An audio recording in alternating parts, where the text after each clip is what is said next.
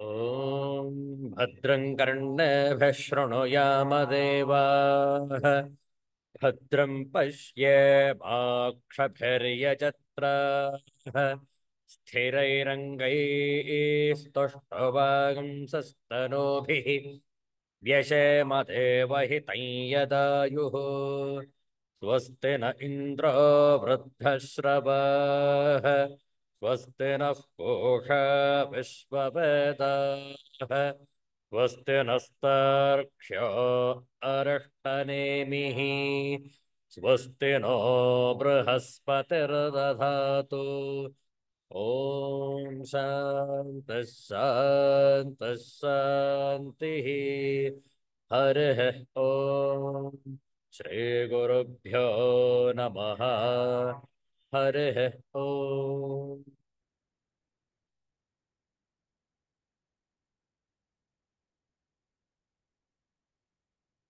Universal prayer. Let's chant this together. O hidden life, vibrant in every atom. O hidden light, shining in every creature. O hidden love, embracing all in oneness. May each who feels himself as one with thee know he is also one with every other. Om Shanti, Shanti, Shanti.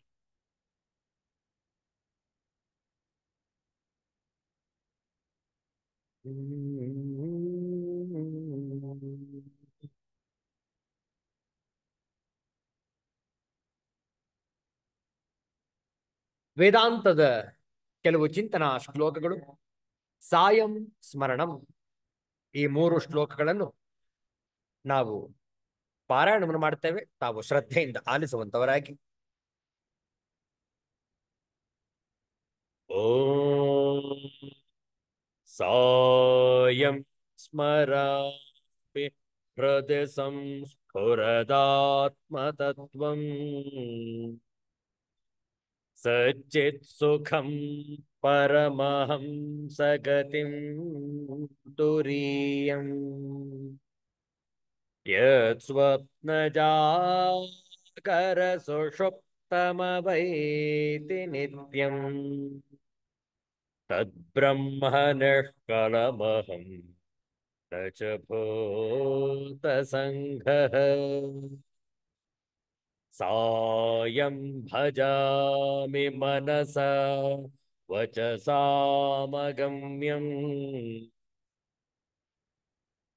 ವಾಚೋ ವಿಭಾಂತಿ ನಿಖಿಲ ಯದನುಗ್ರಹೇಣ ಯನ್ನೇತಿ ನೇತಿ ವಚನೈಃ ನಿಗಮಾ ಅವೋಚುಃ ತಂ ದೇವದೇವಮಜಮಚ್ಯುತಮಾಹುರಗ್ರ್ಯಂ ಸಾಯಂ ನಮಾಮಿ ತಮಸಃ ಪರಮರ್ಕವರ್ಣಂ ಪೂರ್ಣಂ ಸನಾತನಪದಂ ಪುರುಷೋತ್ತಮಾಖ್ಯಂ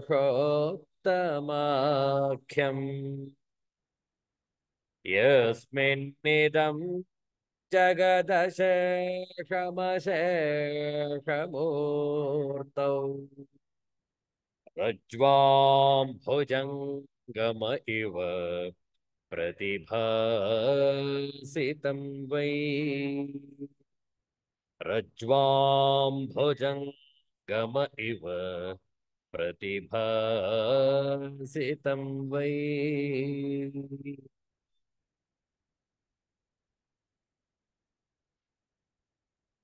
ಒಂದು ಗಣೇಶನ ಭಜನೆಯನ್ನು ಮಾಡೋಣ. ನಾವು ಹೇಳಿಕೊಡ್ತೇವೆ, ತಾವು ಪುನರಾವರ್ತಿಸಬಹುದು.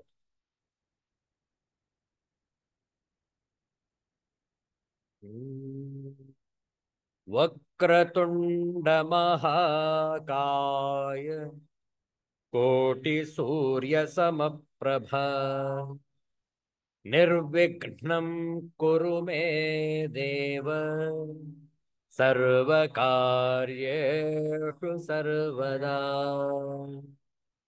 ಸರ್ವಕಾರ್ಯೇಷು ಸರ್ವದಾ.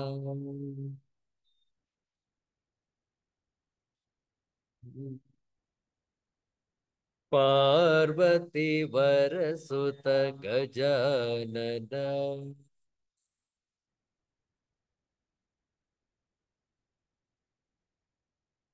ಪಾರ್ವತಿ ವರಸುತ ಗಜಾನನ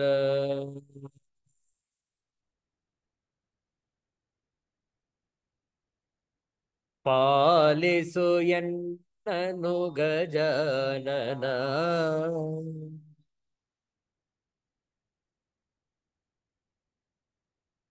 ಪಾಲಿಸು ಎನ್ನನು ಗಜಾನನ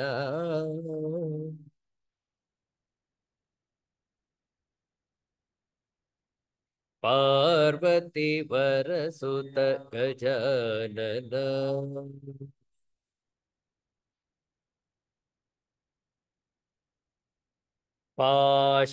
ಪಾಶಾಂಕುಶಧರ ಪಾಪ ವಿಮೋಚನ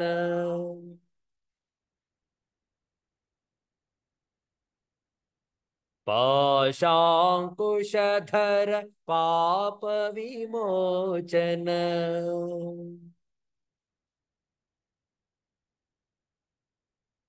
ರಕ್ಷಿಸು ಎನ್ನನು ಗಜಾನನ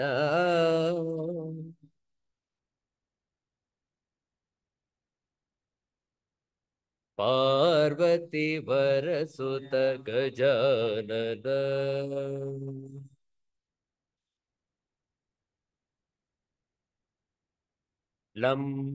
ಲಂಬೋದರನೆ ನಂಬಿದೆ ನಿನ್ನನು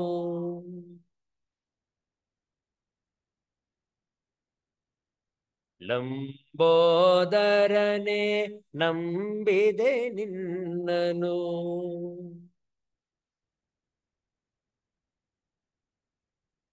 ಬೆಂಬೇಡ ಬೇಡವೋ ಗಜಾನನ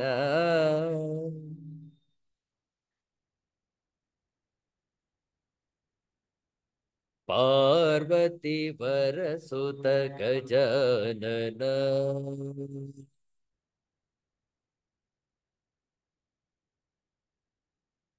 ವರರಂಗ ವಿಠಲನ ಸ್ಮರಣೆಯ ಮಾಡುವೆ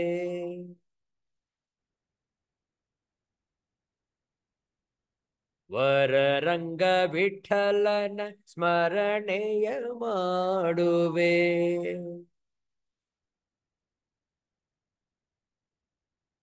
ಕೈ ಬಿಡಬೇಡವೋ ಗಜಾನನ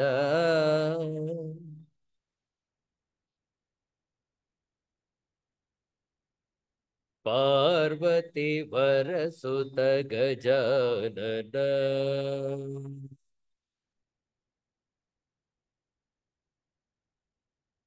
ಪಾಲಿಸು ಎನ್ನನು ಗಜಾನನ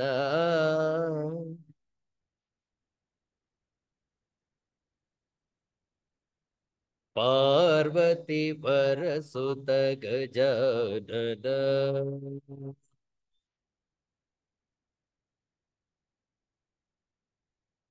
ಪಾರ್ವತಿ ವರಸುತ ಗಜಾನನ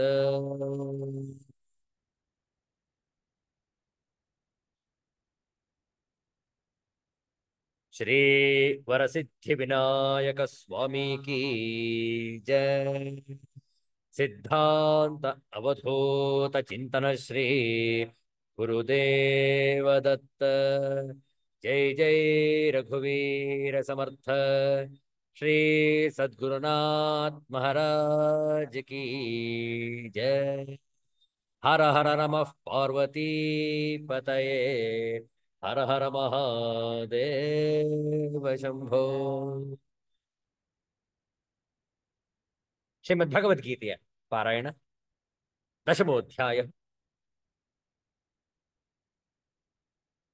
ತಮ್ಮ ಪವಿತ್ರವಾದ ಶ್ರೀಮದ್ ಭಗವದ್ಗೀತೆಯ ಗ್ರಂಥವನ್ನು ತಮ್ಮ ಮುಂದೆ ಇಟ್ಟುಕೊಂಡಿದ್ದೀರಿ ಅಂತ ಹೇಳಿ ಭಾವಿಸ್ತೇವೆ. ದಶಮೋಧ್ಯಾಯವನ್ನು ತೆರೆಯಿರಿ. ಕೆಲವು ಶ್ಲೋಕಗಳ ಪಾರಾಯಣವನ್ನು ಮಾಡೋಣ ಒಟ್ಟಿಗೆ.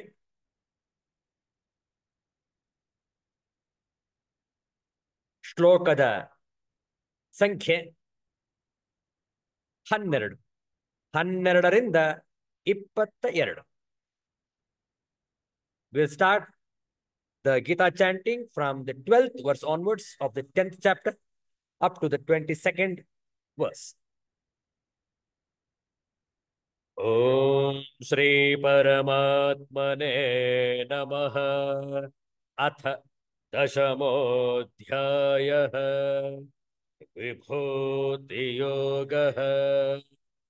अर्जुन उवाच परं ब्रह्म परं धाम पवित्रं परमं भवान् पुरुषं शाश्वतं दिव्यम् आदिदेवमजं विभुम् आहुस्त्वां ऋषयः सर्वे देवर्षिर्नारदस्तथा असितो देवलो व्यासः स्वयं चैव ब्रवीषि मे सर्वमेतदृतं मन्ये यन्मां वदसि केशव न हि ते भगवन् व्यक्तिम् विदुर्देवानदानवाः स्वयमेवात्मनात्मानं वेत्थत्वं पुरुषोत्तम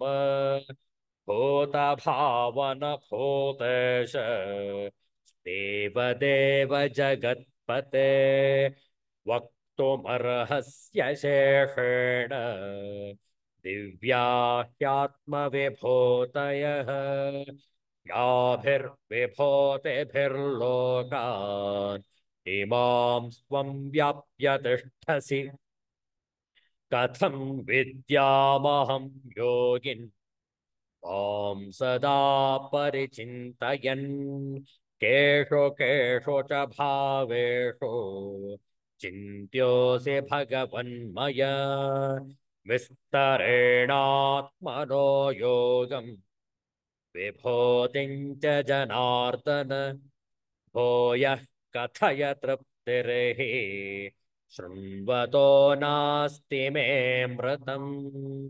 श्रीभगवानुवाच हन्त ते कथयिष्यामि दिव्या ह्यात्मविभूतयः प्राधान्यतः कुरु श्रेष्ठ नास्त्यन्तो विस्तरस्य मे अहमात्मा गुडाकेश सर्वभूताशयस्थितः अहमादिश्च मध्यं च भूतानामन्त एव च आदित्यानामहं विष्णुः ज्योतिषां रविरंशुमान् मरीचिर्मरुतामस्मि नक्षत्राणामहं शशि वेदानां सामवेदोऽस्मि देवानामस्मि वासवः इन्द्रियाणां मनश्चास्मि भूतानामस्मि चेतना. ॐ शान्तः शान्तः शान्तिः. हरिः ॐ श्रीगुरुभ्यो नमः. हरिः ॐ श्रीगुरुभ्यो नमः. ಶ್ರೀಮದ್ಭಗವದ್ಗೀತೆಯ ಮಧ್ಯಭಾಗದಲ್ಲಿರುವಂತಹ ಅಧ್ಯಾಯ ವಿಭೂತಿ ಯೋಗ. ಭಗವಂತನು ತನ್ನ ವಿವಿಧ ಮಾಹಾತ್ಮ್ಯಗಳನ್ನು ಇಲ್ಲಿ ಒಂದೊಂದಾಗಿ ಹೆಸರಿಸ್ತಾ ಹೋಗ್ತಾ ಇದ್ದಾನೆ. ಪ್ರಾರಂಭದಲ್ಲಿ ಹೇಳಿದ್ದು, ಹೇ ಅರ್ಜುನ, ನಾನು ಅದಿತಿಯ 12 ಪುತ್ರರಾದ ಆದಿತ್ಯರಲ್ಲಿ ಕಾರ್ತೀಕ ಮಾಸದ ಆದಿತ್ಯನಾದ ವಿಷ್ಣುವು, ಚಂದ್ರ, ನಕ್ಷತ್ರ, ಅಗ್ನಿ ಮುಂತಾದ ಜ್ಯೋತಿಗಳಲ್ಲಿ ತೇಜಸ್ವಿಯಾದ ಸೂರ್ಯನು, ವಾಯುದೇವತೆಗಳಾದ 49 ಮರುತ್ತುಗಳಲ್ಲಿ ಅಗ್ರಣಿಯಾದ ಮರೀಚಿಯು ಮರುತ್ಗಣಗಳ ಕಾಂತಿಯು ತೇಜಸ್ಸು ಹಾಗೂ ಅಶ್ವಿನಿ ಭರಣಿ ಕೃತಿಕಾ ಮುಂತಾದ 27 ನಕ್ಷತ್ರಗಳ ಅಧಿಪತಿಯಾದ ಚಂದ್ರನೂ ಸಹ ನಾನಾಗಿದ್ದೇನೆ. ವೇದಗಳಲ್ಲಿ ಕೇಳಲು ಆಪ್ಯಾಯಮಾನವಾದ ಸಾಮವೇದವು ದೇವತೆಗಳಲ್ಲಿ ಅವರ ಅಧಿಪತಿಯಾದ ಇಂದ್ರನು, ಏಕಾದಶ ಇಂದ್ರಿಯಗಳಲ್ಲಿ ಮಿಕ್ಕ 10 ಇಂದ್ರಿಯಗಳ ಪ್ರೇರಕವಾದ ಮನಸ್ಸು ನಾನೇ ಆಗಿದ್ದೇನೆ. ಸಮಸ್ತ ಪ್ರಾಣಿಗಳಿಗೆ ಸುಖ ದುಃಖಗಳನ್ನು ಮತ್ತು ಸಮಸ್ತ ಪದಾರ್ಥಗಳ ಅನುಭವಗಳನ್ನು ಕೊಡುವ ಅಂತಃಕರಣದಲ್ಲಿನ ಶುದ್ಧ ಜ್ಞಾನಶಕ್ತಿ, ಚೇತನಾ ಮತ್ತು ಪ್ರಾಣಶಕ್ತಿಗಳು ನಾನಾಗಿದ್ದೇನೆ. ಎಷ್ಟು ಸೊಗಸಾದಂತಹ ವರ್ಣನೆ ನೋಡಿ. ಪ್ರತಿಯೊಂದರಲ್ಲೂ ಕೂಡ ಆ ದಿವ್ಯತೆಯನ್ನು ಕಾಣುವಂಥದ್ದೇ ಮನುಷ್ಯನ ಪ್ರಥಮ ಸದ್ಗುಣ. ಹೌದಲ್ಲ? We have to be optimistic in life and not pessimistic. Because a pessimistic person always has problems. He finds problems in every solution. But an optimistic person always has a solution for every problem. Think.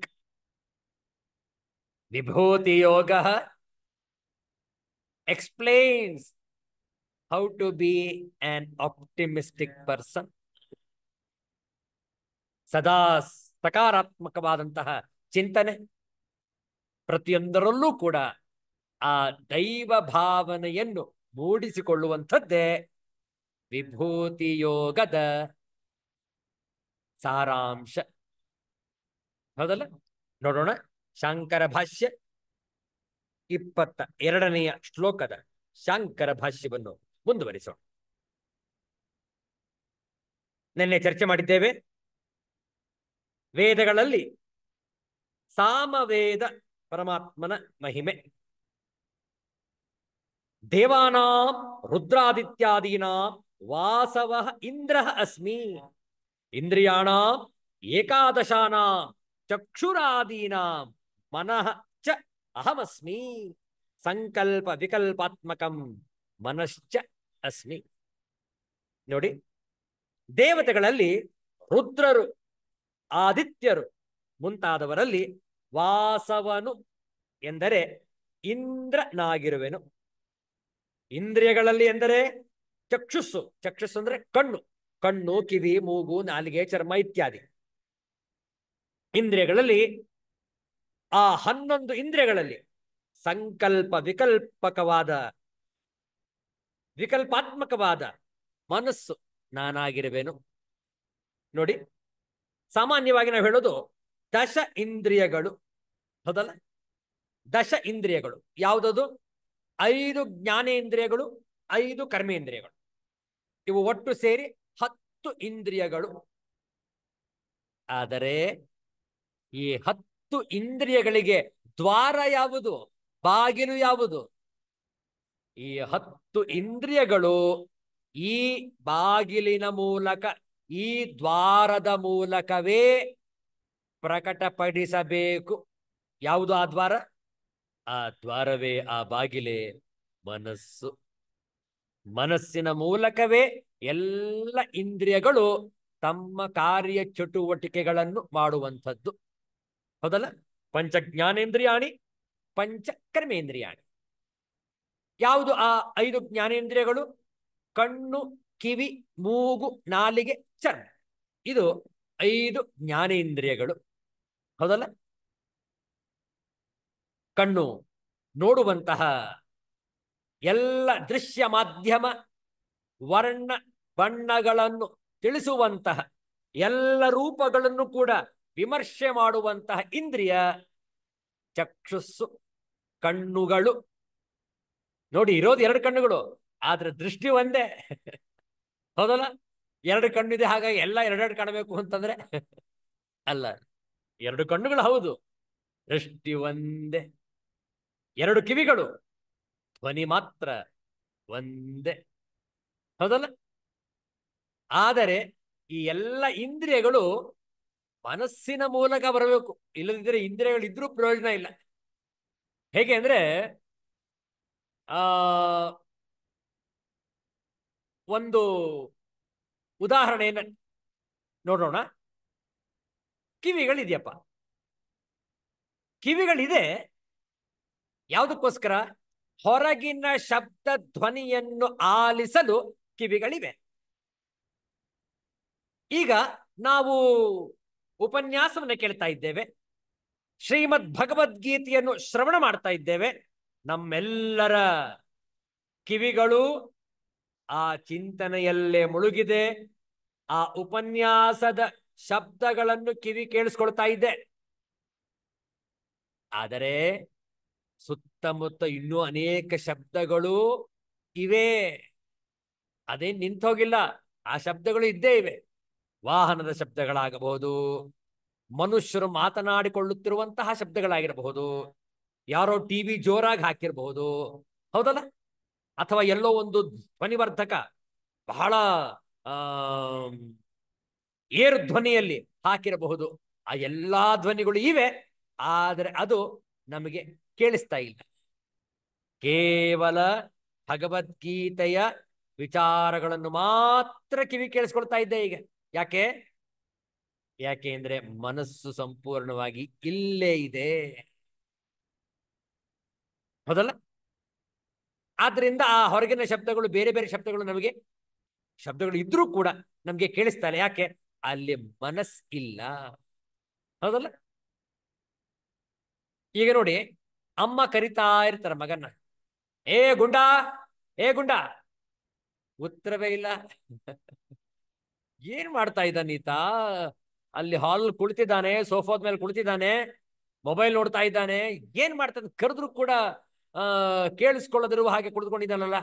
ಏ ಗುಂಡ, ಉತ್ತರವೇ ಇಲ್ಲ. ಪಾಪ ಅಮ್ಮ ಅಡುಗೆ ಮನೆಯಿಂದ ಓಡಿ ಬರ್ತಾರೆ ಹಾಲಿಗೆ, ಏನ್ ಮಾಡ್ತಾ ಇದೆ ನೋಡುವ ಅಂತ. ಈತ ಕಿವಿಗಳಿಗೆ ಆ ಇಯರ್ಫೋನ್ ಹಾಕೊಂಡು ಮೊಬೈಲ್ ಗೇಮ್ ಆಡ್ತಾ ಇದ್ದಾನೆ. ಯಾವುದೋ ಒಂದು ಅನಿಮೇಷನ್ ಹಿಡ್ಕೊಂಡು ಆಟ ಆಡ್ತಾ ಇದ್ದಾನೆ, ಮೊಬೈಲ್ ಗೇಮ್.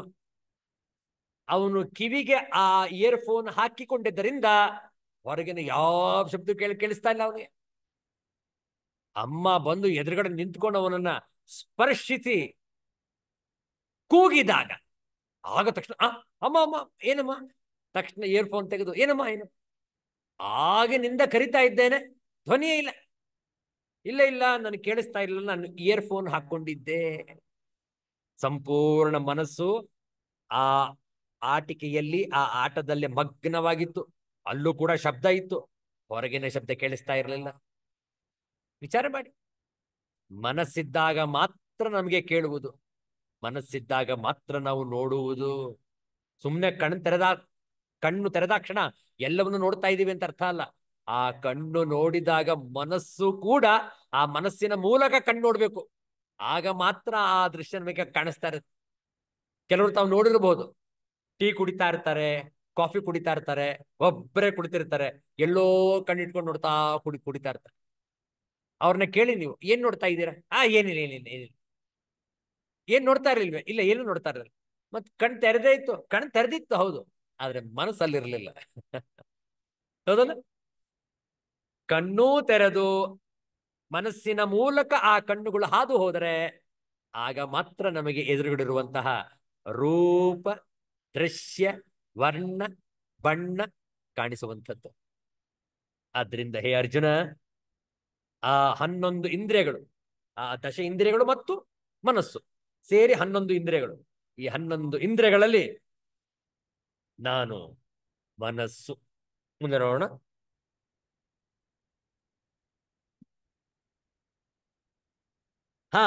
ಈ ಮನಸ್ಸಿಗೆ ಒಂದು ವಿಶೇಷವಾದಂತಹ ಆ ಅರ್ಥವನ್ನು ಕೊಟ್ಟಿದ್ದಾರೆ ಆಚಾರ್ಯ ಶಂಕರರು. ಸಂಕಲ್ಪ ವಿಕಲ್ಪಾತ್ಮಕಂ ಮನಃ. ಮನಸ್ಸು ನೋಡಿ, ಒಂದು ಸಂಕಲ್ಪ, ಇನ್ನೊಂದು ವಿಕಲ್ಪ. ಎರಡೂ ಕೂಡ ಮನಸ್ಸೇ. ಆದರೆ ಆ ಮನಸ್ಸಿನ ಶಕ್ತಿ ಹೇಗೆ ಅಂತಂದ್ರೆ ಅದು ಸಂಕಲ್ಪವೂ ಆಗಬಹುದು, ವಿಕಲ್ಪವೂ ಆಗಬಹುದು. ಮನಸ್ಸು ಯಾವಾಗಲೂ ಕೂಡ ಚಂಚಲ. ಆ ಸಂಕಲ್ಪ ವಿಕಲ್ಪದ ವಿಕಲ್ಪಾತ್ಮಕವಾದ ಹೊಯ್ದಾಟಗಳಲ್ಲಿ ಇರುವಂಥದ್ದೇ ಭಗವಂತನ ಸಾನ್ನಿಧ್ಯ.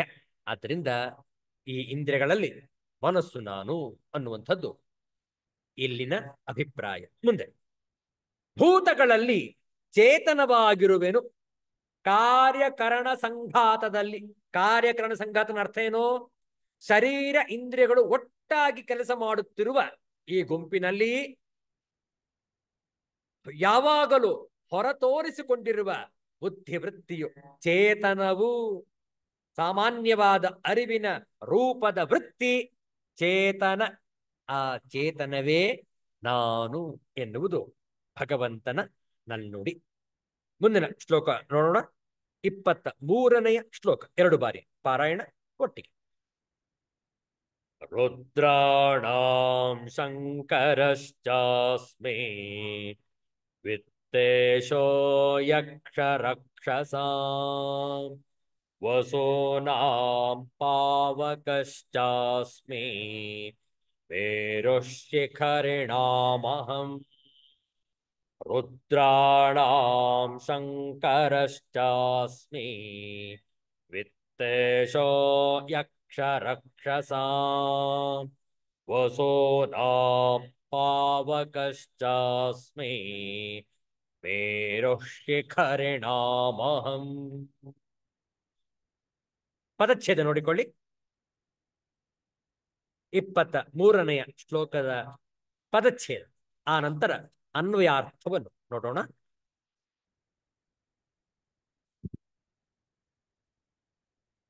ರುದ್ರಾಣ ಶಂಕರ ಚ ಅಸ್ಮಿ ವಿತ್ತೇಶಃ ಯಕ್ಷ ರಕ್ಷಸಾ ವಸೂನಾ ಪಾವಕಃ ಚ ಅಸ್ಮಿ ಮೇರು ಶಿಖರಿಣಾ ಅಹಂ. ಅನ್ವಯಾರ್ಥ: ರುದ್ರಾಣ ಶಂಕರ ಅಹಮಸ್ಮಿ. ಏಕಾದಶ ರುದ್ರರಲ್ಲಿ 11 ರುದ್ರರು, 11 ರುದ್ರರಲ್ಲಿ ನಾನು ಶಂಕರನಾಗಿದ್ದೇನೆ. ಚ ಮತ್ತು ಯಕ್ಷ ರಕ್ಷಸ ವಿತ್ತೇಶಃ ಅಹಮಸ್ಮಿ. ಯಕ್ಷ ಹಾಗೂ ರಾಕ್ಷಸರಲ್ಲಿ, ಅಸುರರಲ್ಲಿ ಧನಾಧಿಪತಿಯಾದ ಕುಬೇರ ನಾನಾಗಿದ್ದೇನೆ. ಯಕ್ಷ ಮತ್ತು ರಾಕ್ಷಸರಿಗೆ ರಾಜ ಕುಬೇರ. ವಿತ್ತೇಶಃ ನಾನು ಕುಬೇರನಾಗಿದ್ದೇನೆ. ವಸೂನಾಂ ಪಾವಕಃ ಅಹಮಸ್ಮಿ. 8 ವಸುಗಳು, ಅಷ್ಟವಸುಗಳು. ಆ 8 ವಸುಗಳಲ್ಲಿ ಪಾವಕಃ ಅಗ್ನಿಯು ನಾನಾಗಿದ್ದೇನೆ. ಚ ಮತ್ತು ಶಿಖರಿಣಾಂ ಮೇರು ಅಸ್ಮಿ. ಶಿಖರಿಣಾಂ ಪರ್ವತಗಳಲ್ಲಿ ನಾನು ಮೇರು ಪರ್ವತ ಆಗಿದ್ದೇನೆ. ನೋಡಿ, ಇದೇ ಮೇರು ಪರ್ವತವನ್ನೇ ಆ ಸಮುದ್ರದ ಮಂಥನದಲ್ಲಿ ಮೇರು ಪರ್ವತವನ್ನೇ ಆ ಒಂದು ಮಂಥನಕ್ಕೆ ಉಪಯೋಗಿಸಿದ್ದು, ಸಮುದ್ರದ ಮಥನಕ್ಕೆ ಉಪಯೋಗಿಸಿದ್ದು ಇದೇ ಮೇರು ಪರ್ವತವೇ. ಅದನ್ನು ಇಲ್ಲಿ ಹೆಸರಿಸಿದ್ದಾನೆ ಪರಮಾತ್ಮ. ನೋಡಿ ತಾತ್ಪರ್ಯವನ್ನು. ಏಕಾದಶ ರುದ್ರರಲ್ಲಿ ಶಂಕರನು ನಾನು, ಯಕ್ಷ ರಾಕ್ಷಸರಲ್ಲಿ ಧನಾಧಿಪತಿಯಾದ ಕುಬೇರನು ನಾನು, ಅಷ್ಟವಸುಗಳಲ್ಲಿ ಅಗ್ನಿಯು ನಾನು, ಪರ್ವತಗಳಲ್ಲಿ ಸುಮೇರು ಪರ್ವತ ನಾನಾಗಿದ್ದೇನೆ. ನೋಡಿ, ಈ ಶ್ಲೋಕದಲ್ಲೂ ಕೂಡ 4 ವಿಭೂತಿಗಳನ್ನು ಹೇಳಲಾಗಿದೆ. ಬಹಳ ಸೊಗಸಾಗಿದೆ. ಒಂದೊಂದಾಗಿ ನೋಡೋಣ. ಆಚಾರ್ಯ ಶಂಕರ ಭಾಷ್ಯ ಸಹಿತ ನೋಡುವ. ರುದ್ರಾಣ ಏಕಾದಶಾನ ಶಂಕರಶ್ಚ ಅಸ್ಮಿ. 11 ಜನ ರುದ್ರರು. ಆ 11 ಜನ ರುದ್ರರಿಗೆ ಶಂಕರನಾಗಿರುತ್ತೇನೆ. ನೋಡಿ, 11 ರುದ್ರರು ಯಾರು ಅಂತಂದ್ರೆ ಅದನ್ನು ಹೆಸರಿಸ್ತಾರೆ. ಒಂದೊಂದು ಆ ಗ್ರಂಥದಲ್ಲಿ 11 ರುದ್ರರು ಬೇರೆ ಬೇರೆಯಾದ ಹೆಸರುಗಳಿವೆ. ಆದರೆ ಅತ್ಯಂತ ವ್ಯಾಪಕವಾಗಿ ಅರ್ಥವಾಗಿರುವಂತಹ ಏಕಾದಶ ರುದ್ರರು ಅಂದ್ರೆ ಈ 11 ರುದ್ರರು. ಯಾರ್ಯಾರು? ಅಜೈಕಪಾತ್, ಅಹಿರ್ಬುದ್ಧ್ಯ, ವಿರೂಪಾಕ್ಷ, ರೈವತ, ಹರ, ಬಹುರೂಪ, ತ್ರಯಂಬಕ, ಸಾವಿತ್ರ, ಜಯಂತ, ಪಿನಾಕಿ, ಅಪರಾಜಿತ. ನೋಡಿ 11. ಈ 11 ರುದ್ರರಿಗೆ ಶಂಕರನು ನಾನು. ಯಾಕೆ ನಾವು 11 ರುದ್ರರಿಗೆ ಅಂತ ಹೇಳಿದ್ದು? 11 ರುದ್ರರಲ್ಲಿ ಅಲ್ಲ. ಯಾಕೆಂದ್ರೆ 11 ರುದ್ರರಲ್ಲೂ ಕೂಡ ಶಂಕರ ಅನ್ನುವ ಹೆಸರೇ ಇಲ್ಲ. ಹೌದಲ್ಲ? ಅದೇ ನೋಡಿ ಇಲ್ಲಿ ಹೇಳಿದನು, ರುದ್ರಾಣ ಶಂಕರಶ್ಚಾಸ್ಮಿ ಅಂದ್ರೇನು? ಈ ರುದ್ರರಿಗೆ ನಾನು ಶಂಕರ, ಅರ್ಥಾತ್ ರುದ್ರರಿಗೆ ಅಧಿಪತಿಯಾದ ಶಂಕರನು ನಾನಾಗಿದ್ದೇನೆ ಎಂದು ಅರ್ಥ ಮಾಡಿಕೊಳ್ಳಬೇಕು. ರುದ್ರಾಣ ಏಕಾದಶಾನ ಶಂಕರಶ್ಚ ಅಸ್ಮಿ. ವಿತ್ತೇಶ ಕುಬೇರ ಯಕ್ಷರಕ್ಷಸಾ ಯಕ್ಷಾಣ ರಕ್ಷಸಾಂಚ. ಯಕ್ಷ ರಾಕ್ಷಸರುಗಳಿಗೆ ವಿತ್ತೇಶನು, ಧನಕ್ಕೆ ಅಧಿಪತಿಯಾದ ಕುಬೇರನು ನಾನು.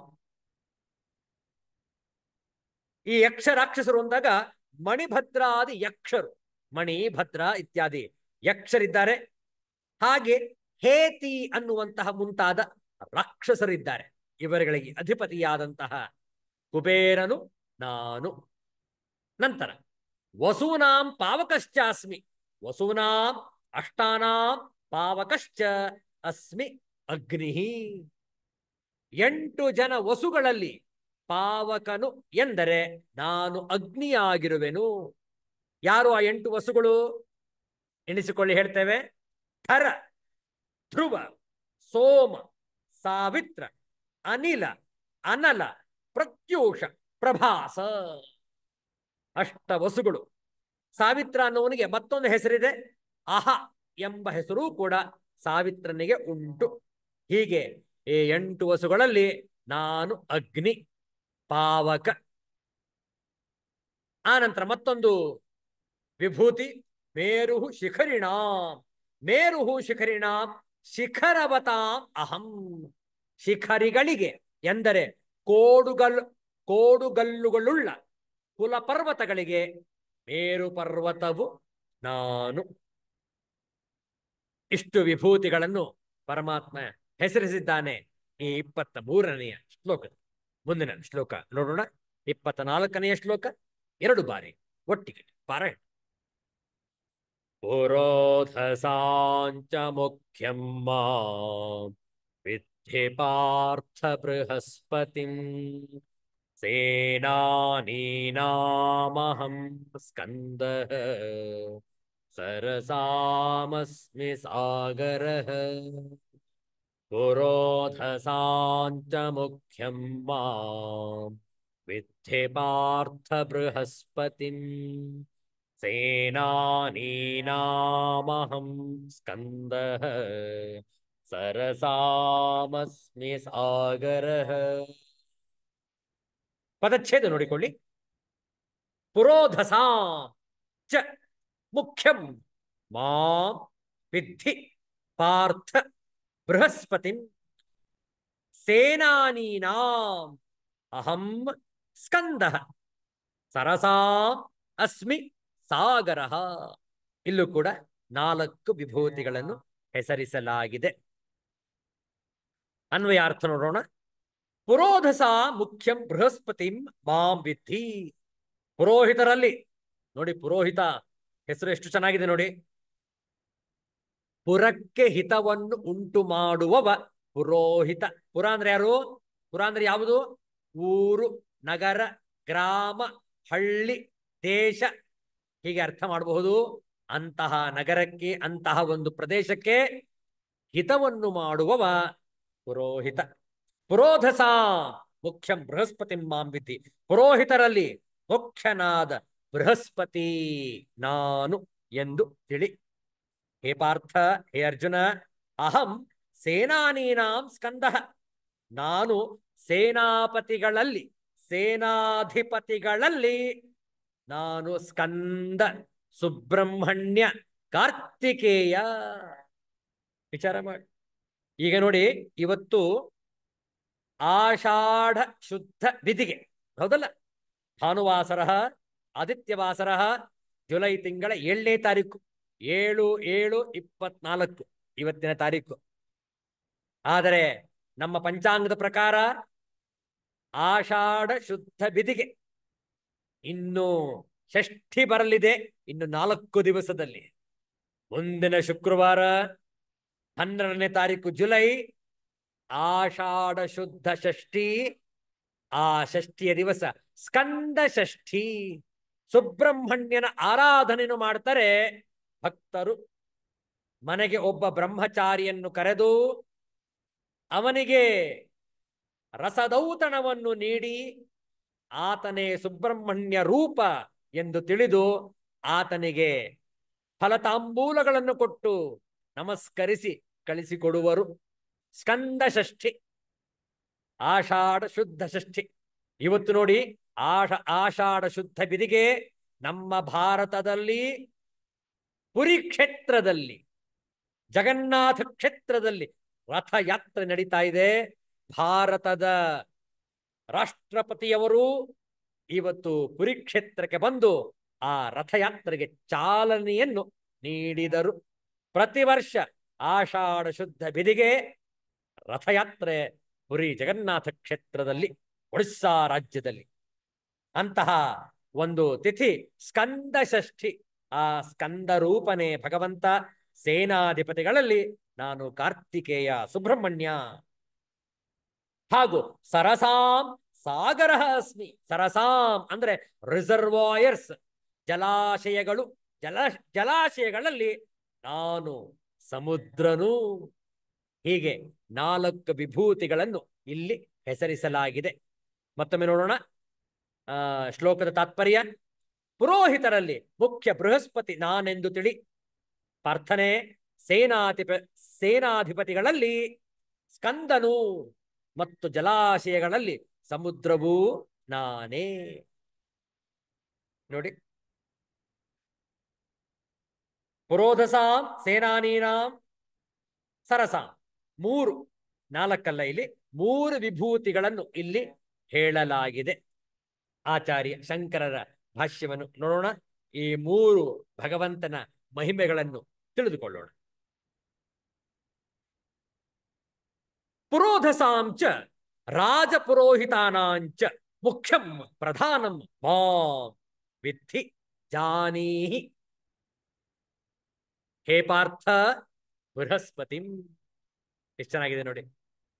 ಎಲೆ ಪಾರ್ಥನೆ, ಪುರೋಧರಲ್ಲಿ ಪುರೋಹಿತರಲ್ಲಿ ಎಂದರೆ ರಾಜರಿಗೆ ಪುರೋಹಿತರಾಗಿರುವವರಲ್ಲಿ ಮುಖ್ಯನಾದ ಬೃಹಸ್ಪತಿಯು ನಾನು ಎಂದು ತಿಳಿ, ಅರಿತುಕೋ.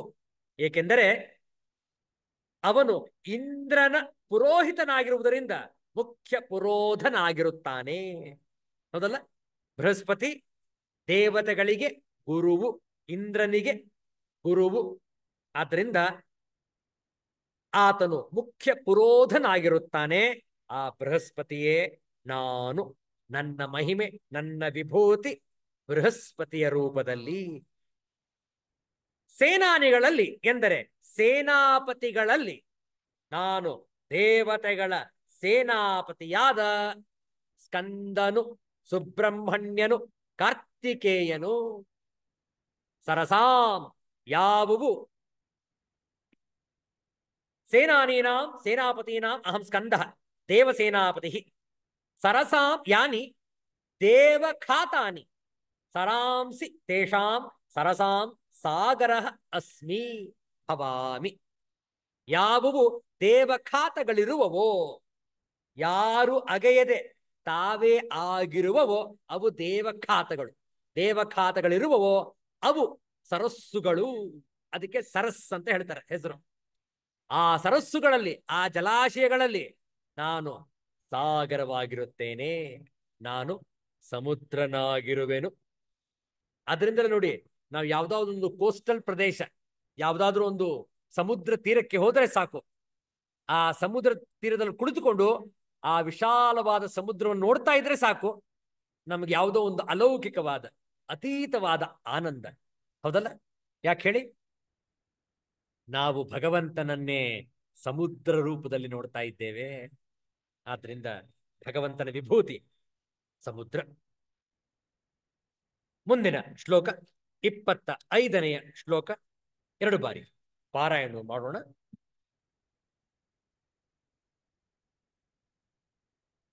25ನೆಯ ಶ್ಲೋಕ ಒಳ್ಳೆಯದು.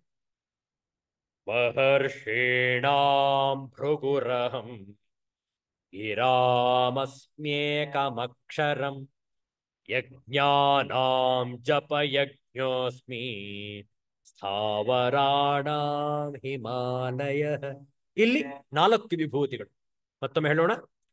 ಮಹರ್ಷೀಣಾಂ ಭೃಗುರಹಂ ಗಿರಾಮಸ್ಮ್ಯೇಕಮಕ್ಷರಂ ಯಜ್ಞಾನಾಂ ಜಪಯಜ್ಞೋಸ್ಮಿ ಸ್ಥಾವರಾಣಾಂ ಹಿಮಾಲಯ. ಇದು ಪಾರಾಯಣ ಮಾಡ್ತಾ ಇದ್ದಾಗಲೇ ಅರ್ಥ ಆಗ್ಬಿಡುತ್ತೆ ನೋಡಿ. ಆ ಹೆಸರುಗಳೇ ಸ್ಪಷ್ಟವಾಗಿ ತಿಳಿಸ್ತಾ ಇದೆ. ಇರ್ಲಿ, ಪದಚ್ಛೇದ ಮಾಡೋಣ. ಮಹರ್ಷೀಣಾಂ ಭೃಗು ಅಹಂ ಗಿರಾಂ ಅಸ್ಮಿ ಏಕಂ ಅಕ್ಷರಂ ಯಜ್ಞಾನಾಂ ಜಪಯಜ್ಞ ಅಸ್ಮಿ ಸ್ಥಾವರಾಣಾಂ ಹಿಮಾಲಯ. ಎಷ್ಟು ಸೊಗಸಾಗಿದೆ ನೋಡಿ. ಅನ್ವಯಾರ್ಥವನ್ನು ನೋಡೋಣ. ಅಹಂ ಮಹರ್ಷೀಣಾಂ ಭೃಗು, ನಾನು ಮಹರ್ಷಿಗಳಲ್ಲಿ ಭೃಗು, ಮತ್ತು ಗಿರಾಂ ಏಕಂ ಅಕ್ಷರಂ ಅಸ್ಮಿ, ಶಬ್ದಗಳಲ್ಲಿ, ಗಿರಾಮ್ ಅಂದ್ರೆ ಶಬ್ದಗಳು, ಶಬ್ದಗಳಲ್ಲಿ ಏಕಂ ಅಕ್ಷರಂ, ಏಕಾಕ್ಷರ ಎಂದರೆ ಪ್ರಣವ ಎಂದರೆ ಓಂಕಾರನು ನಾನಾಗಿದ್ದೇನೆ. ಯಜ್ಞಾನ ಜಪಯಜ್ಞ, ಎಲ್ಲ ಪ್ರಕಾರದ ಯಜ್ಞಗಳಲ್ಲಿ ಜಪಯಜ್ಞವು ನಾನು. ಸ್ಥಾವರಾಣಾಂ ಹಿಮಾಲಯ ಅಸ್ಮಿ, ಸ್ಥಾವರವಾಗಿರುವುದರಲ್ಲಿ, ಸ್ಥಾವರ ಅಂದ್ರೇನು? ಅಲುಗಾಡದೆ ಸ್ಥಿರವಾಗಿ ಒಂದು ಕಡೆ ಇರುವಂಥದ್ದು ಸ್ಥಾವರ. ಸ್ಥಾವರವಾಗಿರುವುದರಲ್ಲಿ ಹಿಮಾಲಯವು ನಾನಾಗಿದ್ದೇನೆ. ಸಾರಾಂಶ ನೋಡಿ. ಮಹರ್ಷಿಗಳಲ್ಲಿ ಭೃಗು ನಾನು, ಶಬ್ದಗಳಲ್ಲಿ ಏಕಾಕ್ಷರ ಅಂದರೆ ಓಂಕಾರ ನಾನಾಗಿದ್ದೇನೆ, ಎಲ್ಲ ಪ್ರಕಾರದ ಯಜ್ಞಗಳಲ್ಲಿ ಜಪಯಜ್ಞವು ಹಾಗೂ ಸ್ಥಿರವಾಗಿರುವವರಲ್ಲಿ ಹಿಮಾಲಯ ಪರ್ವತವೂ ನಾನೇ ಆಗಿದ್ದೇನೆ. ಈ 4 ವಿಭೂತಿಗಳ ಮಹಿಮೆಯನ್ನು ನೋಡುವಾಗ ಆಚಾರ್ಯ ಶಂಕರರು ಹೇಗೆ ವರ್ಣಿಸುವರು ನೋಡುವ. ಮಹರ್ಷಿಣ ಭೃಗು ಅಹಂ, ಸುಲಭ. ಇಲ್ಲಿ ಯಾವುದೇ ರೀತಿಯಾದಂತಹ ಹೆಚ್ಚಿನ ವಿವರಗಳಿಗೆ ಆಸ್ಪದವಿಲ್ಲ. ಮಹರ್ಷಿಗಳಲ್ಲಿ ಭೃಗು ಮಹರ್ಷಿ ನಾನು. ನೋಡಿ, ಈ ಭೃಗು ಮಹರ್ಷಿಯ ವಿಶೇಷವೇ ಒಂದು ರೀತಿಯಲ್ಲಿ ಬಹಳ ಸೊಗಸಾಗಿದೆ. ಭೃಗು, ಈ ಭೃಗು ಮಹರ್ಷಿ ನೋಡಿ,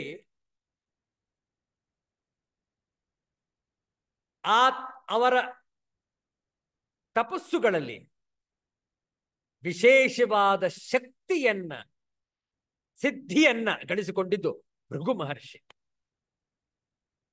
ಅವರಿಗೆ ಸಂಪೂರ್ಣವಾಗಿ ಆದಿ ಮಧ್ಯ ಅಂತ್ಯ, ಹಿಂದೆ ಏನಾಗಿತ್ತು ಸಂಪೂರ್ಣ ನೆನಪು, ಈಗ ಏನಾಗ್ತಾ ಇದೆ ಅರಿವಿದೆ, ಮುಂದೆ ಏನಾಗುವುದೋ ಅದೂ ಕೂಡ ತಿಳಿದಿತ್ತು. ಅಂತಹ ಸಿದ್ಧಿಯನ್ನು ಪಡೆದುಕೊಂಡಂತಹ ಸಪ್ತರ್ಷಿಗಳಲ್ಲಿ ಒಬ್ಬರು ಭೃಗು ಮಹರ್ಷಿ. ಆ ಭೃಗು ಮಹರ್ಷಿಯೇ ಭಗವಂತನ ವಿಭೂತಿ. ಗಿರಾ ವಾಚಾಂ ಪದಲಕ್ಷಣಾನಾಂ ಏಕಂ ಅಕ್ಷರಂ ಓಂಕಾರ ಅಸ್ಮಿ.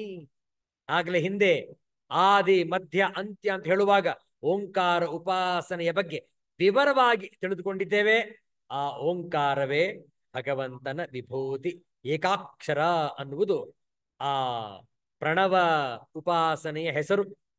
ಆದ್ರಿಂದ ಪದರೂಪವಾದ ನುಡಿಗಳಲ್ಲಿ, ಮಾತುಗಳಲ್ಲಿ ಒಂದಕ್ಷರವು ಎಂದರೆ ಓಂಕಾರನು ಪರಮಾತ್ಮನಾಗಿರುವನು. ಒಂದಕ್ಷರ ಅಂತಂದ್ರೆ ಮುಖ್ಯವಾದ ಮಾತು ಅಂತ ಅರ್ಥ. ಆದ್ರಿಂದ ಆ ಏಕಾಕ್ಷರವಾದ ಪ್ರಣವರೂಪಿಯಾದ ಓಂಕಾರವು ನಾನಾಗಿದ್ದೇನೆ. ಯಜ್ಞಾನ ಜಪಯಜ್ಞ ಅಸ್ಮಿ. ಯಜ್ಞಗಳಲ್ಲಿ ಜಪಯಜ್ಞವಾಗಿರುವೆನು. ಈ ಒಂದು ಜಪ ಈ ಅತ್ಯಂತ ಶ್ರೇಷ್ಠ. ಯಾತಕ್ಕೆ? ಇದರಲ್ಲಿ ಯಾರಿಗೂ ಹಿಂಸೆ ಇಲ್ಲ, ಯಾರನ್ನು ಕೂಡ ನೋಯಿಸುವಂತಹ, ಖರ್ಚಾಗುವಂತಹ ಇಲ್ಲಿ ಆಸ್ಪದವಿಲ್ಲ, ಅವಕಾಶ ಇಲ್ಲ. ಹೌದಲ್ಲ? ಹಿಂಸಾದಿಗಳು ಇಲ್ಲದಿರುವುದರಿಂದ ಈ ಜಪ ಶ್ರೇಷ್ಠವು. ಇನ್ನೇನನ್ನೂ ಮಾಡದಿದ್ದರೂ ಬರಿಯ ಜಪದಿಂದಲೇ ಸಿದ್ಧಿಯಾಗುವುದು ಎಂದು ಮನುಸ್ಮೃತಿ ತಿಳಿಸುವುದು. ಹೌದಲ್ಲ? ಆದ್ರಿಂದ ಎಲ್ಲಾ ಯಜ್ಞಗಳಲ್ಲೂ ಜಪಯಜ್ಞವು ಶ್ರೇಷ್ಠ. ವಿಚಾರ ಮಾಡಿ. ಆ ಜಪಯಜ್ಞದಲ್ಲೂ ಕೂಡ 3 ವಿಧ ಇದೆ. 3 ವಿಧ ಜಪದಲ್ಲಿ. ಒಂದು ಜೋರಾಗಿ ಹೇಳುವಂಥದ್ದು, ಇನ್ನೊಬ್ಬರಿಗೆ ಕೇಳಿಸುವ ಹಾಗೆ ಮಂತ್ರೋಚ್ಚಾರಣೆ ಜಪ. ಮತ್ತೊಂದು ಜಪ ಇದೆ, ನಮಗೆ ಮಾತ್ರ ಕೇಳಿಸುವಷ್ಟು ಧ್ವನಿಯಿಂದ ಜಪ ಮಾಡುವಂಥದ್ದು, ಮಂದ ಜಪ. ಅದು ಎರಡನೆಯ ಬಗೆ. ಇನ್ನು 3ನೆಯ ಬಗೆ ಇದೆ ಮಾನಸಿಕ ಜಪ. ನಮಗೂ ಕೇಳಿಸಬಾರದು ಆ ಧ್ವನಿ, ಅಷ್ಟು ನಿಶ್ಶಬ್ದವಾಗಿ ಮಾನಸಿಕವಾಗಿ ಏಕಾಗ್ರ ಚಿತ್ತದಿಂದ ಮಾಡುವಂತಹ ಜಪ 3ನೆಯ ಬಗೆ. ನೋಡಿ, ಈ 3 ಜಪಗಳಲ್ಲಿ ಅತ್ಯಂತ ಶ್ರೇಷ್ಠವಾದಂಥದ್ದು ಮಾನಸಿಕ ಜಪ. ಆದ್ರೆ ಇದೇ ಎಲ್ಲಕ್ಕಿಂತ ಕಷ್ಟ. ಜೋರಾಗಿ ಜಪ ಮಾಡಬಹುದು ನಾವು, ಹೌದಲ್ಲ? ಬಹುಶಃ ಮಂದವಾಗಿಯೂ ಕೂಡ ಜಪ ಮಾಡಬಹುದು, ಏಕಾಗ್ರತೆ ಇರುತ್ತೆ ಅಲ್ಲೂ ಕೂಡ. ಆದ್ರೆ ಮಾನಸಿಕವಾಗಿ ಜಪ ಮಾಡಬೇಕಾದ್ರೆ ಕೆಲವೊಮ್ಮೆ ಆ ಏಕಾಗ್ರತೆಗೆ ಭಂಗ ಬರಬಹುದು, ಅಥವಾ ನಿದ್ದೆಗೂ ಜಾರಿ ಬಿಡಬಹುದು. ಹೌದಲ್ಲ? ಆದರೆ ಜಪಯಜ್ಞ ಅತ್ಯಂತ ಶ್ರೇಷ್ಠ.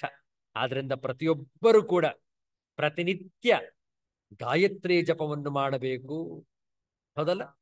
ಯಾಕೆಂದ್ರೆ ಆ ಜಪ ವಿಧಾನವೇ ಭಗವಂತನ ವಿಭೂತಿ. ಆದ್ರಿಂದ ಎಲ್ಲಾ ಯಜ್ಞಗಳಲ್ಲಿ ಜಪಯಜ್ಞವು ನಾನು ಎನ್ನುವಂಥದ್ದು ಇಲ್ಲಿನ ತಾತ್ಪರ್ಯ.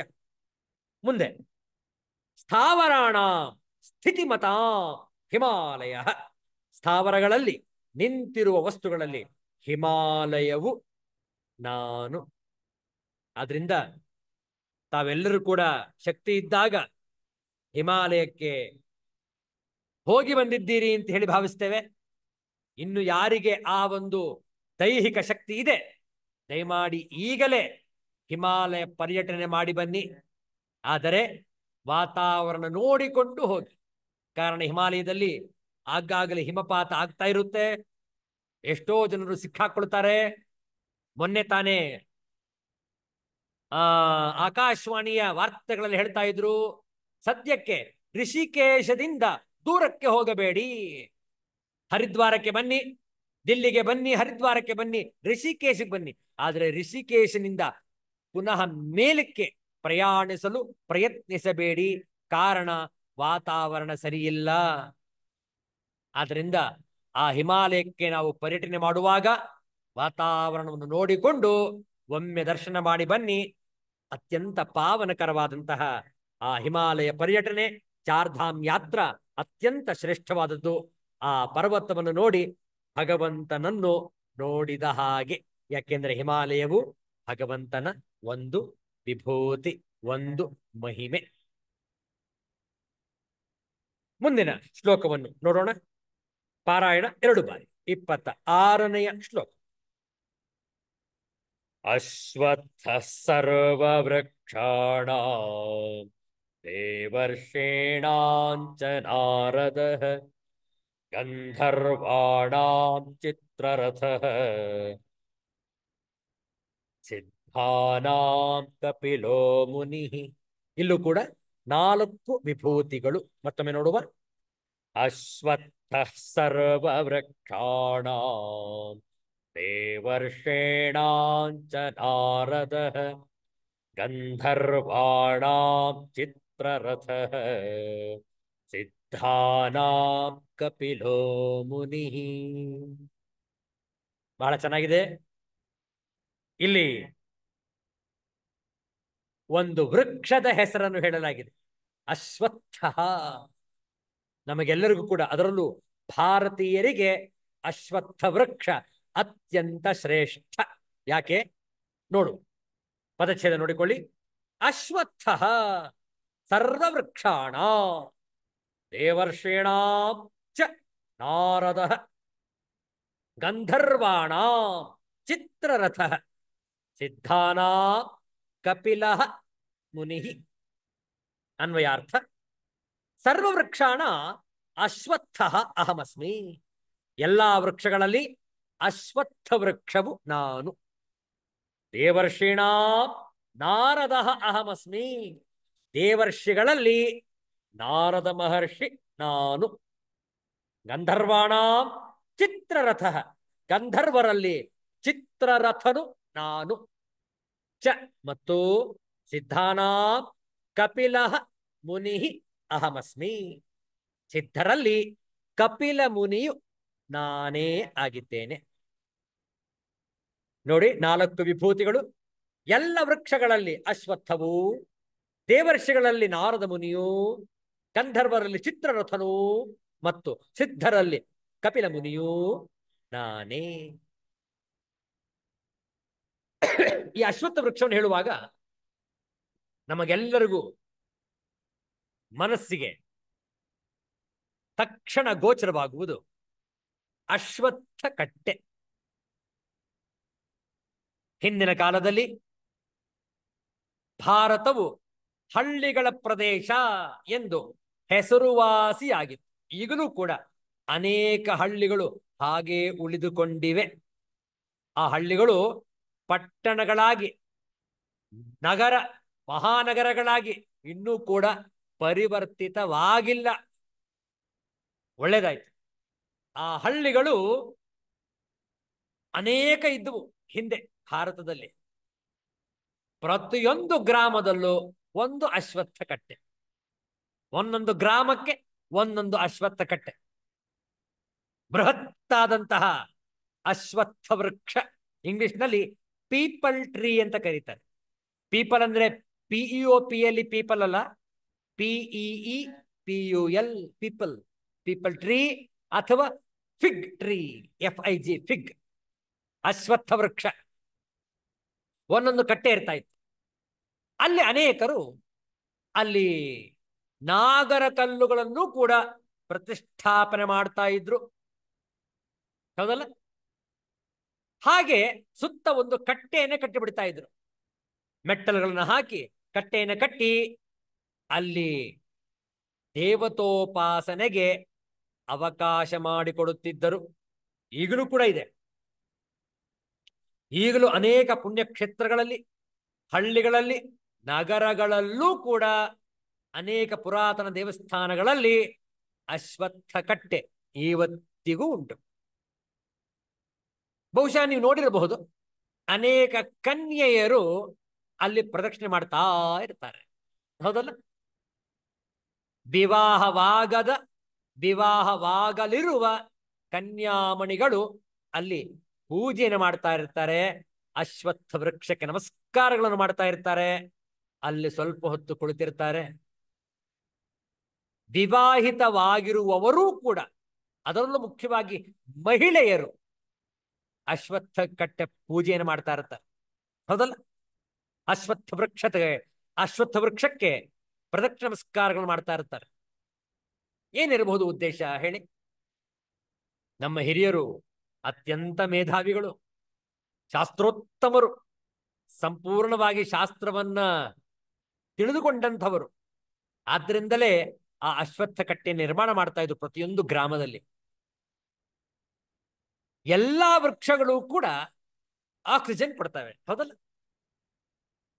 ಎಲ್ಲಾ ಎಲೆಗಳು, ಎಲ್ಲಾ ಹಸಿರು ಎಲೆಗಳು ಆಕ್ಸಿಜನ್ ಕೊಡ್ತದೆ ಪ್ರಾಣಿಗಳಿಗೆ, ಮನುಷ್ಯರಿಗೆ, ಪ್ರಾಣಿಗಳಿಗೆ, ಪಕ್ಷಿಗಳಿಗೆ ಎಲ್ಲರಿಗೂ ಕೂಡ ಯಥೇಚ್ಛವಾಗಿ in abundance the oxygen is supplied by the leaves of all the trees. ಅಶ್ವತ್ಥ ವೃಕ್ಷ gives ಡಬಲ್ ದಿ ಆಕ್ಸಿಜನ್. ನೋಡಿ ಹೇಗಿದೆ, ಆದ್ರಿಂದಲೇ ವಿಶೇಷ ಅದು. ಅಶ್ವತ್ಥ ವೃಕ್ಷದ ಎಲೆಗಳೇನಿವೆ ಅದರಲ್ಲಿ ಆಮ್ಲಜನಕ ಎಲ್ಲಾ ವೃಕ್ಷಗಳಿಗಿಂತಲೂ ಕೂಡ, ಎಲ್ಲಾ ಎಲೆಗಳಿಗಿಂತಲೂ ಕೂಡ ಅಶ್ವತ್ಥ ವೃಕ್ಷದ ಎಲೆಗಳಿಗೆ ಆಮ್ಲಜನಕದ ಶೇಖರಣೆ 2ರಷ್ಟು ಡಬಲ್.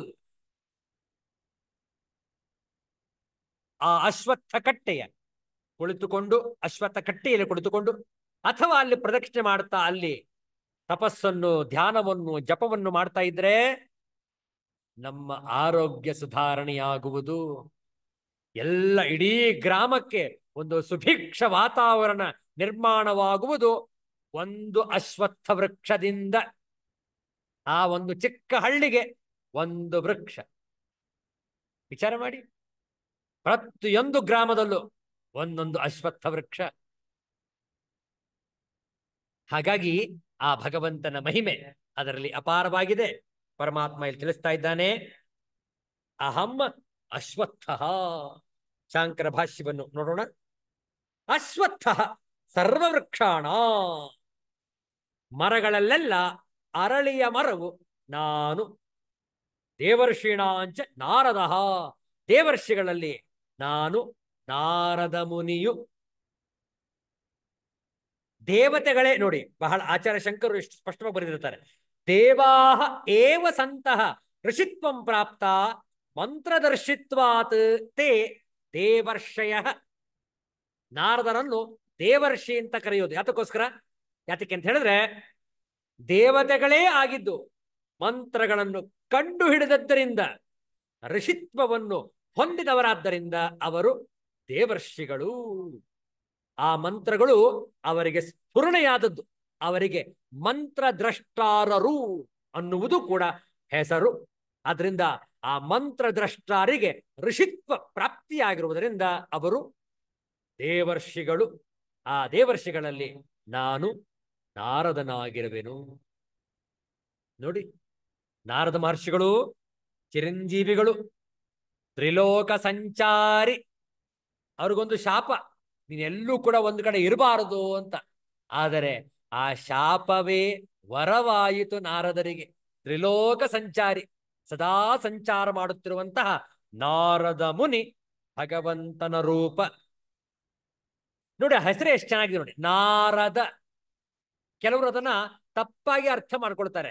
ಸಂಕಟವನ್ನು ತರುವವನು, ಕಷ್ಟಕ್ಕೆ ಈಡು ಮಾಡುವವನು, ಪರಸ್ಪರ ಕದನ ಕಾದಾಟಕ್ಕೆ ಕಾರಣನಾಗಿರುವನು ನಾರದ ಅಂತ ತಿಳ್ಕೊಂಡ್ಬಿಡ್ತಾರೆ.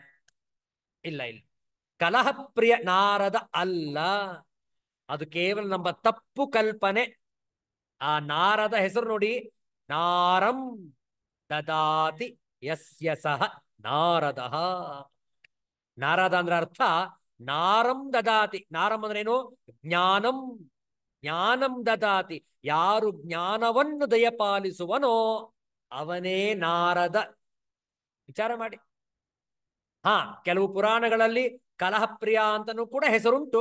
ಆದರೂ ಕೂಡ ಅದು ಒಳ್ಳೆಯದಕ್ಕೆ ಆದದ್ದು. ಕಲಹವಾಗಿರಬಹುದು, ಆದರೂ ಕೂಡ ಅದು ಪರಿಣಾಮದಲ್ಲಿ ಒಳ್ಳೆಯ ಪರಿಣಾಮವನ್ನೇ ಕೊಡುವುದಕ್ಕಾಗಿ ಆ ರೀತಿ ಮಾಡಿರುವುದು. ನಾರಂ ದದಾತಿ ನಾರದ, ಜ್ಞಾನವನ್ನು ಕೊಡುವಂಥವರು ನಾರದ ಮುನಿಗಳು. ಆದ್ದರಿಂದ ಆ ನಾರದ ಮುನಿಗಳು ಭಗವಂತನ ಸ್ವರೂಪ. ಮುಂದೆ ಗಂಧರ್ವಾಣ ಚಿತ್ರರಥ ನಾಮ ಗಂಧರ್ವೋಸ್ಮಿ. ಬಹಳ ಚೆನ್ನಾಗಿದೆ ನೋಡಿ. ಆಗಲೇ ಯಕ್ಷರು ರಾಕ್ಷಸರ ಬಗ್ಗೆ ಮಾತಾಡುದು. ಹಾಗೆ ಇನ್ನೂ ಕೂಡ ಇರ್ತಾರೆ ಗಂಧರ್ವರು, ಕಿನ್ನರು, ಕಿಂಪುರುಷರು ಇತ್ಯಾದಿ ದೇವತೆಗಳ ಒಂದು ಸಮೂಹ, ಪಂಗಡ. ಆ ಗಂಧರ್ವರುಗಳಲ್ಲಿ ಚಿತ್ರರಥನೆಂಬ ಗಂಧರ್ವ ನಾನು ಆಗಿರುತ್ತೇನೆ. ಸಿದ್ಧಾನಾ ಜನ್ಮನೈವ ಧರ್ಮ ಜ್ಞಾನ ವೈರಾಗ್ಯೈಶ್ವರ್ಯ ಅತಿಶಯಂ ಪ್ರಾಪ್ತಾನ ಕಪಿಲಃ ಮುನಿ ಅಹಮಸ್ಮಿ. ಸಿದ್ಧರುಗಳಲ್ಲಿ ಎಂದರೆ ಧರ್ಮ, ಜ್ಞಾನ, ವೈರಾಗ್ಯ, ಐಶ್ವರ್ಯ ಇವುಗಳಲ್ಲಿ ಹೆಚ್ಚಿಗೆಯನ್ನು ಹುಟ್ಟಿದಂದಿನಿಂದಲೇ ಪಡೆದುಕೊಂಡಿರುವವರಲ್ಲಿ ಕಪಿಲನೆಂಬ ಮುನಿಯು ನಾನು. ನೋಡಿ, ಕಪಿಲ ಮುನಿ ಸಗರ ಪುತ್ರರನ್ನು ದಾಹ ಮಾಡಿದ ಕಪಿಲನೆಂಬ ಮುನಿಯನ್ನೇ ಇಲ್ಲಿ ಹೇಳಿರುವುದು. ಸಾಂಖ್ಯ ದರ್ಶನ ಪ್ರವರ್ತಕನಲ್ಲ, ಯಾಕೆಂದ್ರೆ ಸಾಂಖ್ಯ ದರ್ಶನವನ್ನೂ ಕೂಡ ಹೇಳಿರುವುದು ಕಪಿಲ ಮುನಿ. ಆದ್ರೆ ಇಲ್ಲಿ ಆ ಕಪಿಲ ಮುನಿಯಲ್ಲ, ಭಾಗವತದಲ್ಲಿ ಉಲ್ಲೇಖವಾಗಿರುವ ಕಪಿಲ ಮುನಿ ಅಲ್ಲ. ಇಲ್ಲಿ ಹೇಳ್ತಾ ಇರುವಂತಹ ಕಪಿಲ ಮುನಿ ಸಗರ ಪುತ್ರರನ್ನು ದಹನ ಮಾಡಿದ ಕಪಿಲನೆಂಬ ಮುನಿಯನ್ನೇ ಇಲ್ಲಿ ಹೇಳಿದೆ. ಆ ಕಪಿಲ ಮುನಿ ಸಿದ್ಧರುಗಳಲ್ಲಿ ಒಬ್ಬರು. ಆ ಕಪಿಲ ಮುನಿಯೇ ನನ್ನ ವಿಭೂತಿ, ನನ್ನ ಮಹಿಮೆ, ನನ್ನ ಸ್ವರೂಪ ಎಂದು ಇಲ್ಲಿ ಭಗವಂತನು ತನ್ನ ವಿಭೂತಿಗಳನ್ನು ಪ್ರಕಟಪಡಿಸಿದ್ದಾನೆ. ಮುಂದಿನ ಶ್ಲೋಕ ನೋಡಿ, ಇದರ ಪದಚ್ಛೇದ, ಅನ್ವಯಾರ್ಥ, ಅರ್ಥ, ಭಾಷ್ಯವನ್ನು ಮುಂದಿನ ವಾರ ನೋಡೋಣ. 2 ಬಾರಿ ಪಾರಾಯಣ. 27ನೆಯ ಶ್ಲೋಕ. ಉಚ್ಚೈಶ್ರವಸಮಶ್ವಾನಾ ವಿದ್ಧಿ ಮಾಮೃತೋದ್ಭವಂ ಐರಾವತಂ ಗಜೇಂದ್ರಾಣಾಂ ನರಾಣಾಂಚ ನರಾಧಿಪಂ. ಉಚ್ಚೈಶ್ರವಸಮಶ್ವಾನಾ ವಿದ್ಧಿ ಮಾಮೃತೋದ್ಭವಂ ಐರಾವತಂ ಗಜೇಂದ್ರಾಣಾಂ ನರಾಣಾಂಚ ನರಾಧಿಪಂ. ಮುಂದಿನ ವಾರ ಮತ್ತೆ ಭೇಟಿಯಾಗೋಣ. ಶಾಂತಿ ಮಂತ್ರ. ಓಂ ಅಸತೋ ಮಾ ಸದ್ಗಮಯ ತಮಸೋ ಮಾ ಜ್ಯೋತಿರ್ಗಮಯ ಮೃತ್ಯೋರ್ಮಾ ಅಮೃತಂಗಮಯ. ಓಂ ಶಾಂತಿ ಶಾಂತಿ ಶಾಂತಿ. ಹರಿ ಓಂ ಶ್ರೀ ಗುರುಭ್ಯೋ ನಮಃ. ಹರಿ ಓಂ. ಎಲ್ಲರಿಗೂ ಒಳಿತಾಗಲಿ, ಎಲ್ಲರಿಗೂ ಶುಭವಾಗಲಿ. ಜೈ ಶ್ರೀ ಗುರುದೇವ ದತ್ತ.